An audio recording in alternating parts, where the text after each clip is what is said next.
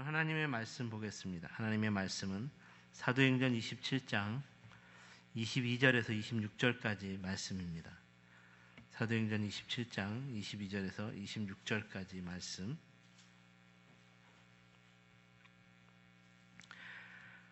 우리 함께 한 목소리로 읽겠습니다. 시작.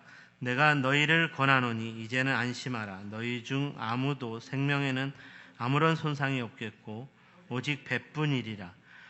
내가 속한 바 곧 내가 섬기는 하나님의 사자가 어젯밤에 내 곁에 서서 말하되 바울아 두려워하지 말라. 내가 가이사 앞에 서야 하겠고 또 하나님께서 너와 함께 항해하는 자를 다 내게 주셨사 하셨으니 그러므로 여러분이여 안심하라. 나는 내게 말씀하신 그대로 되리라고 하나님을 믿노라. 그런즉 우리가 반드시 한 섬에 걸리리라 하더라. 아멘.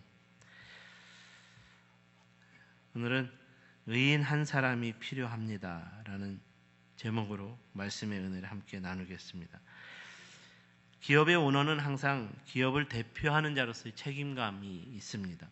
내가 무너지면 이 기업에 속한 사람들이 다 무너지게 된다는 것으로 인해 기업을 지켜내고자 하는 책임감을 가져야 하기 때문입니다. 이는 가정을 대표하는 가장들도 마찬가지일 것입니다. 내 가장인 내가 혹시 잘못되거나 건강에 문제가 생겨 쓰러지게 된다면 우리 가정이 무너질 수밖에 없다는 것으로 인해 가장으로서의 책임감을 가져야 한다는 말입니다. 경제적이고 육체적인 관계 속에서 이러한 책임감이 요구된다면 영적인 관계에서도 이런 책임감이 요구되는 것은 너무나 당연한 것입니다. 우리 가정에서 아무도 믿지 않고 나 혼자 신앙생활을 하고 있다면 내가 우리 가정의 영적인 가장이 되어야 하겠다는 영적인 책임감을 가질 수 있어야 한다는 말입니다. 그리고 이런 영적인 책임감은 오늘의 교회를 위해 또 더 나아가 나라와 민족을 위해서도 우리가 가져야 할 책임감입니다. 교회답지 못한 교회들, 죄악이 관영한 세상들, 하나님께서 이런 교회와 세상을 향한 불심판을 내리지 않고 그냥 두고 보시고 계속해서 기회를 주시는 이유는 이런 교회들과 세상을 향한 영적인 책임감을 가진 의인으로 살아가는 사람들이 있기 때문이라는 것으로 인한 무한 책임감을 가질 수 있어야 한다는 말입니다. 이런 차원에서 구약의 소돔과 고모라 성의 이야기는 악한 인간의 죄악에 대한 하나님의 심판을 주제로 하고 있는 것이 아니라 마지막까지 하나님을 섬기지 않는 불의한 세상에 대한 영적인 책임감을 가진 의인 한 사람이 어디에 있느냐 하는 것에 그 주제를 삼고 있다는 것입니다. 그러므로 오늘은 우리 시대에서도 이렇게 영적인 책임감을 갖는 의인 한 사람이 필요합니다라는 마음으로 설교 제목을 정하게 되었습니다. 오늘 본문의 바울도 바로 이런 영적인 책임감을 가진 의인으로 사는 삶이었기 때문입니다.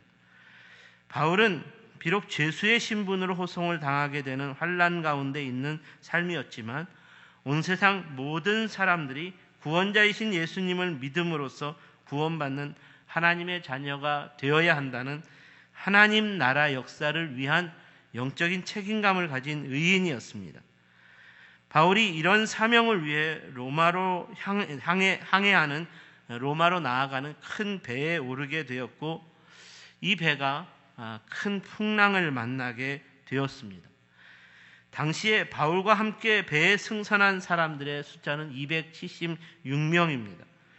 바울이 승선한 이 배는 알렉산드리아라는 이름을 가진 당시에는 가장 큰 배였습니다.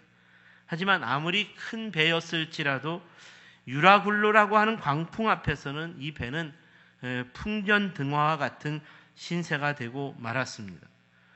성경은 이 배를 집어삼킬 만한 풍랑이 14일 동안 계속되었다고 증거하고 있습니다. 그럼에도 멈추지 않는 풍랑과 함께 이리저리 휩쓸려 다니는 배로 인하여 바울을 포함한 276명의 사람들 전원은 살 수 있는 소망을 포기할 지경에 이르게 되었습니다. 그래서 20절 말씀을 보시면, 오늘 본문의 20절 말씀을 보시면 구원의 여망이 없어졌다라고 증거하고 있습니다. 그런데 이 배 안에는 매우 강한 영적인 책임감을 가진 한 사람, 의인이 타고 있었습니다. 그가 바로 바울입니다. 바울은 죽음의 절망과 낙심에 빠진 사람들을 향해 일어나서 희망의 말씀을 선포합니다. 이 희망의 말씀이 22절입니다. 내가 너희를 권하노니 이제는 안심하라. 너희 중에 아무도 생명에는 아무런 손상이 없겠고 오직 배뿐이리라. 사랑하는 여러분, 사도 바울이 죽음의 그림자로 가득한 절망적인 상황 속에서 이렇게 희망의 말을 전할 수 있었다는 것은 영적인 책임감을 가진 의인으로 사는 삶이었기 때문에 가능한 것이었습니다. 그러므로 오늘날의 성도들도 살아갈 소망이 없다고 말하는 절망뿐인 세상 속에서 사도 바울처럼 그렇지 않습니다. 우리 모두는 살 수 있습니다.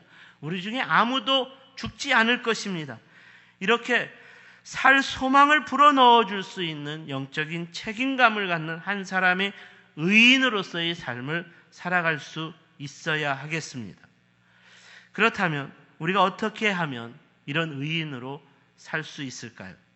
오늘은 이에 대하여 본문이 주는 두 가지 교훈을 묵상해 보겠습니다. 첫 번째로, 환난 중에도 말씀하시는 하나님의 음성을 들으면 됩니다.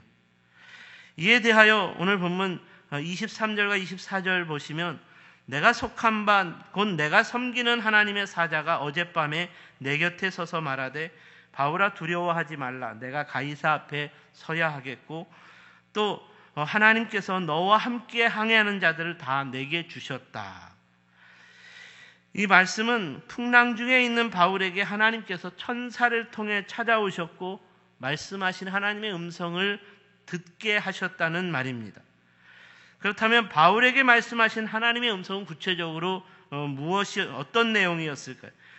오늘 본문에서 세 가지 내용으로 구별할 수 있습니다. 첫 번째로, 바울아 두려워하지 말라는 음성이었습니다. 지금 바울은 풍랑으로 인해 죽음의 위협에 처한 상황이었기 때문에 두려움이 가득했을 것입니다.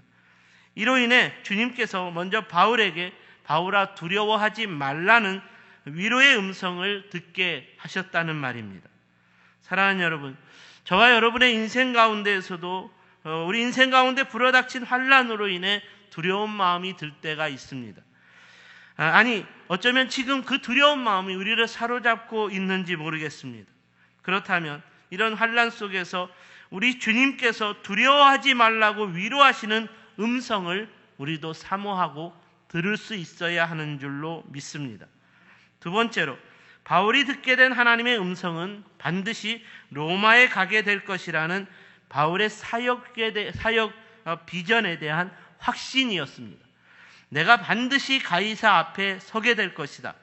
이 말씀은 바울이 반드시 로마에 가서 이루어야 할 사역 비전이 있기 때문에 지금 일어나고 있는 이 풍랑으로 인해 죽지 않을 것이라는 확신의 말씀입니다.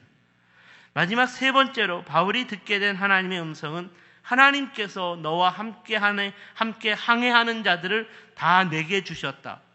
이 말씀은 바울과 함께 배 안에 있는 276명의 사람들이 바울과 함께하는 하나님의 천사로 인하여 안전한 구원을 얻게 될 것이고, 이로 인하여 바울이 전하는 복음을 듣고 예수님을 영접하여 하나님을 믿게 되는 바울처럼 그리스도인이 될 것이라는 말씀이었습니다. 사랑하는 여러분, 바울이 하나님께로부터 이런 위로의 음성을 들었다고 해서 바울이 하나님께서 약속하신 사역 비전을 다시 확인했다고 해서 바울이 276명의 사람들에 대한 안전과 구원을 하나님께 약속받았다고 해서 바울이 타고 있던 배를 위협하던 풍랑이 금방 잠잠해졌을까요? 그렇지 않습니다. 여전히 풍랑은 계속되고 있었습니다. 이런 하나님의 말씀, 위로의 음성을 들었음에도 불구하고 여전히 풍랑은 계속되고 있었습니다. 풍랑으로 떠밀려 가는 배가 어디로 가는지도 전혀 알지 못했습니다. 하지만 바울은 이전처럼 풍랑으로 인해 죽을 것을 두려워하지 않게 되었다는 말입니다. 계속되는 풍랑으로 떠밀려가고 있는 배 안에서도 전혀 두려워하지 않게 되었습니다. 왜냐하면 바울은 하나님께서 위로해 주시는 음성을 듣게 되었고, 내가 반드시 로마에 가야 할 사역 비전이 있기 때문에 하나님께서 나를 안전하게 지켜주시고 구원해 주실 것이라는 확신이 있었기 때문에 전혀 두려워하지 않게 되었다는 말입니다. 그러므로 여전히 계속되는 풍랑 속에서도 전혀 두려워하지 않는 바울 한 사람으로 인해 배 안에 있는 모든 사람들도 죽음에 대한 두려움에서 서서히 벗어나기 시작했습니다. 우리가 전쟁 영화를 보면 적군의 총알과 포탄이 날아오는 전쟁터에서 지휘관 한 사람이 어떤 자세를 보여주느냐에 따라서 그를 따르는 부하들의 모습이 정해지는 것을 보게 됩니다. 어떤 지휘관이 총알과 포탄을 두려워하지 않고 용감하게 앞장서게 된다면 이런 지휘관을 따르는 모든 병사들도 용감하게 그의 뒤를 따르게 되는 것입니다. 하지만 어떤 지휘관이 날아드는 총알과 포탄이 두려워서 앞장서지도 못하고 그저 도망칠 궁리만 찾는다면 이를 따르는 모든 병사들도 두려움에 사로잡혀 도망칠 궁리만 찾게 될 것은 너무나 자명한 일입니다. 그러니까 본문 35절과 36절 말씀에서 풍랑으로 인해 죽음의 두려움을 이겨낸 바울 한 사람으로 인하여 바울과 함께하는 276명의 사람들 모두가 이 두려움에서 벗어날 수 있게 되었다라고 증언하고 있습니다. 35절 36절 말씀, 떡을 가져다가 모든 사람 앞에서 하나님께 축사하여 떡을 떼어 먹기를 시작하며 그들도 다 안심하고 받아 먹으니, 이 말씀은 바울이 떡을 떼어 14일 동안 풍랑으로 인해 먹지 못하여 굶주린 사람들에게 나누어 주었다는 말입니다. 이 말씀에서 보여지고 있는 이 사람들의 모습은 풍랑을 만난, 풍랑 속에 있는, 그리고 풍랑이 설사 잠잠해졌다 할지라도 배가 어디에 있는지도 모르는 이 절망적인 상황 속에서 너무나 평온한 모습을 보여주고 있습니다. 조금 전에 풍랑으로 인한 죽음의 공포와 두려움에 사로잡혀 있던 모습을 전혀 찾아볼 수 없습니다. 그러니까 이 말씀이 주고 있는 교훈은 풍랑이 일어나는 배 안에 있던 모든 사람들도 죽음의 두려움을 이긴 바울처럼 모든 두려움의 공포에서 벗어날 수 있게 되었다는 말입니다. 바로 이렇게 의인의 삶이라면 항상 환난 중에도 말씀하시는 하나님의 음성을 먼저 들을 수 있어야 합니다. 환난이 멈추지 않더라도 항상 말씀하시는 하나님의 위로의 음성을 듣기를 사모하며 들을 수 있어야 한다는 말입니다. 하지만 악인의 삶이라면 환난 중에 말씀하시는 하나님의 음성을 전혀 듣지 못할 것입니다. 환난으로 인해 하나님을 원망하고 불평하며 불신하고 대적하게 될 것입니다. 조금의 환난을 당한다고 해도 하나님을 원망하고 하나님을 불신하며 떠나가는, 하나님을 대적하며 떠나가는 것이라면 환난 중에 말씀하시는 하나님의 음성을 듣지 않은 것이고, 그런 하나님을 대적하도록 유혹하는 사단의 음성을 들었기 때문일 것입니다. 구약에서 우리가 잘 아는 다윗의 삶은 사울에게 미움을 받아 일평생 환난이 끊이지 않는 삶이었습니다. 이런 다윗의 삶을 가리켜 광야의 인생이라고도 표현합니다. 이렇게 환난이 끊이지 않았던 다윗의 삶이었지만 시편을 통해서 소개되는 다윗의 고백들은 언제나 하나님의 위로하심과 하나님의 약속하심과 하나님의 구원하심의 음성을 듣는 삶이었다는 고백들입니다.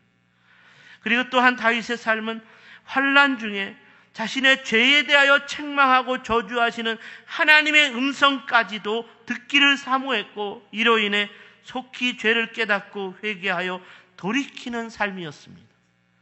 그러므로 참된 의인의 삶이라면 언제나 어디서나 어떤 상황에서도 하나님의 위로하심과 약속하심과 구원하심과 심지어는 책망하심의 음성까지도 듣기를 사모해야 합니다. 바라기는 환난 중에 말씀하시는 하나님의 음성을 듣고 또 들음으로써 환난 중에도 동행해 주시는 하나님 안에서 환난이 주는 두려움을 능히 이겨낸 사도 바울처럼, 그리고 다윗처럼, 그리고 우리 믿음의 선조들처럼 저와 여러분이 환난을 능히 이기는 하나님의 음성을 듣는 삶으로 믿음으로 승리하는 저와 여러분의 삶이 될 수 있기를 주님의 이름으로 축원합니다. 두 번째로, 하나님께서 말씀하신 그대로 되리라는 믿음이 필요합니다. 이에 대한 교훈은 본문 25절입니다. 그러므로 여러분이여 안심하라. 나는 내게 말씀하신 그대로 되리라고 하나님을 믿노라. 이 말씀이 주는 도전은 오늘날 교회 공동체 가운데에서도 바울처럼 참된 믿음의 본을 보여주는 영적인 리더가 반드시 필요하다는 말입니다. 알렉산드리아 배에 타고 있던 사람들이 풍랑이 주는 죽음의 두려움을 이기는 평온과 안정을 되찾을 수 있게 된 것은 바로 바울의 이 믿음 때문이었습니다. 나는 내게 말씀하신 그대로 되리라고 하나님을 믿노라. 바울이 하나님께서 말씀하신 그대로 될 것이라고 믿었고 이 믿음을 도전했기 때문입니다. 물론 처음에는 바울의 이런 믿음을 의심하고 불신했을 것입니다. 바울의 말이 미친 말이었고 바울의 믿음은 정말 황당한 믿음이라고 생각했을 것입니다. 하지만 이런 바울의 말과 믿음은 너무나 확고했습니다. 그리고 바울은 확고한 그 믿음대로 행동했습니다. 그러므로 풍랑이 계속되는 상황 속에서도 이 믿음에 사로잡혀 있었기 때문에 전혀 두려워하지 않았습니다. 그리고 계속되는 풍랑 속에서도 이런 믿음을 가진 바울과 함께하는 배와 사람들도 안전했습니다. 바울의 모습에서는 풍랑으로 인해 조금의 두려움과 공포를 찾아볼 수 없었습니다. 그러니까 조금씩 시간이 지나면서 사람들은 이렇게 두려워하지 않는 바울의 모습을 보면서 도대체 당신의 믿음은 어떤 믿음인가요? 묻기 시작했을 것입니다. 그러므로 바울이 전하는 믿음의 주에 대한 이야기를 들을 수 있게 되었다는 말입니다. 창조주이신 하나님의 아들로서 이 땅에 오신 예수님께서 모든 인간의 죄를 대속하여 주시기 위해서 십자가에 고난받아 죽으셨고 3일 만에 사망 권세를 깨뜨리고 다시 부활하셨다는 예수 그리스도의 복음을 전했습니다. 그리고 모든 인간을 구원하시기 위해 예수 그리스도의 복음이 땅끝까지 전파되어야 한다는 하나님 나라의 하나님의 통치 역사를 위해 나 바울은 여기에서 죽지 않을 것이고 이곳에서 털끝 하나 상하지 않을 것이고 반드시 로마에 가게 될 것이고 그곳에서 예수 그리스도의 복음을 전파하게 될 것이고 약속하신 하나님의 말씀 그대로 되리라고 나는 믿는다라는 절대 믿음을 고백했습니다. 나는 내게 말씀하신 그대로 되리라 하고 하나님을 믿노라. 이는 사도 바울의 절대 믿음을 고백하는 것이었습니다. 만약 바울의 믿음이 이렇게 절대적인 것이 아닌 상대적인 것이었다면 시간이 지난다고 해서 사람들의 마음을 움직일 수 없었을 것입니다. 상대적인 믿음은 서로 다름을 처음부터 인정하는 것이기 때문에 바울의 믿음은 그저 바울의 믿음일 뿐이라고 생각하는 것에 생각하면 그만일 것입니다. 하지만 바울의 믿음은 상대적 믿음이 아니었습니다. 절대적인 믿음이었습니다. 절대적인 믿음은 영원히 변하지 않는 진리의 믿음입니다. 절대적인 믿음은 진리를 알고 깨닫게 되면서 모두가 이 진리의 믿음 안에 하나가 되어야 하는 믿음입니다. 그러므로 바울의 절대적인 이 믿음에 사람들은 점점 깨닫게 되었고 알게 되면서 바울의 믿음에 대해 그들의 마음문을 열게 되었습니다. 그러므로 알렉산드리아 배에 타고 있던 사람들도 바울의 믿음처럼 우리도 바울에게 말씀하신 그대로 되리라고 하나님을 믿노라는 고백에 동참할 수 있게 되었다는 말입니다. 절대적인 믿음의 고백은 모두가 한 마음 한 뜻으로 하나가 되는 것이기 때문입니다. 우리 주님께서 제자들에게 이 믿음에 대하여 말씀하실 때 너희가 아직도 믿음이 없느냐? 너희 믿음이 왜 이렇게 작으냐? 책망하신 것도 이런 차원에서 주님과 같은 믿음으로 하나가 되지 못한 것에 대한 도전이었습니다.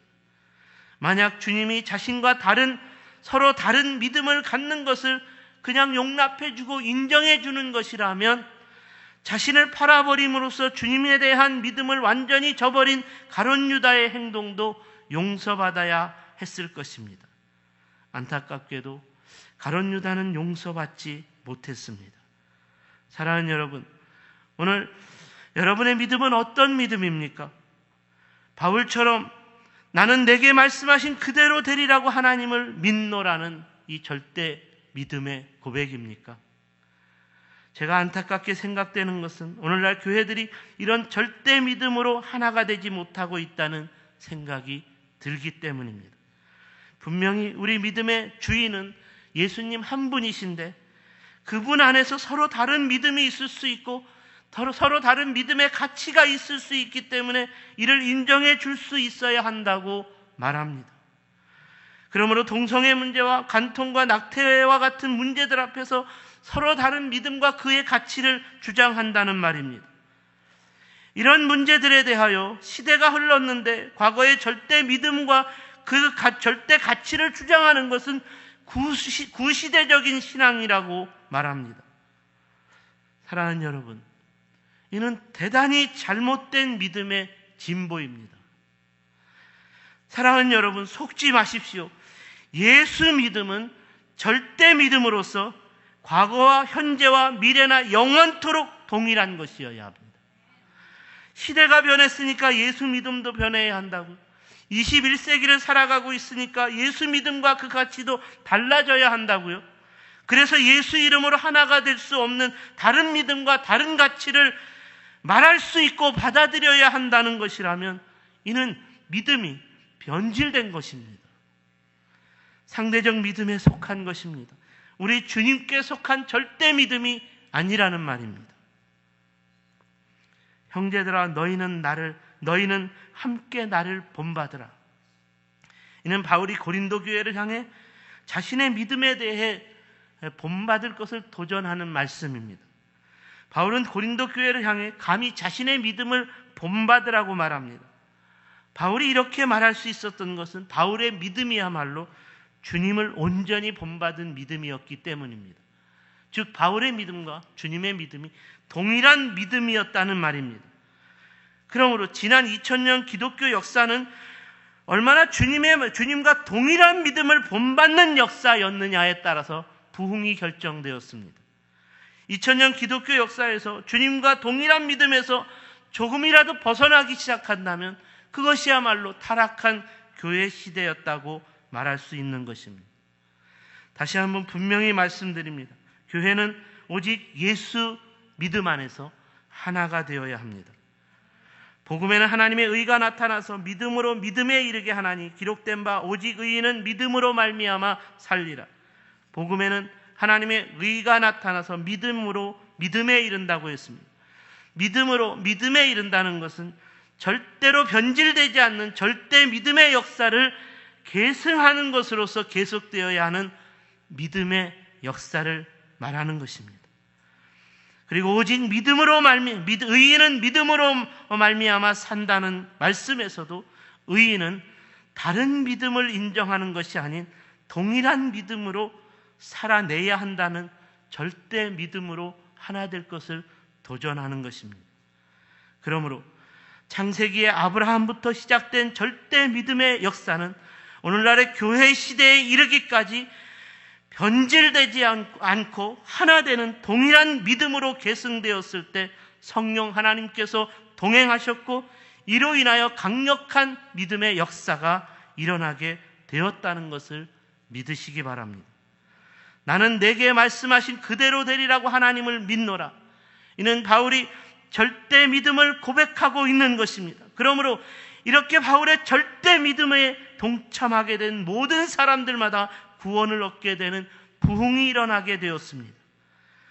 그렇다면 이렇게 절대적인 믿음의 본을 보여주는 한 사람으로 일어나게 되는 절대 믿음의 역사가 오늘날 우리 시대의 교회를 통해서도 계속되어야 하지 않을까요?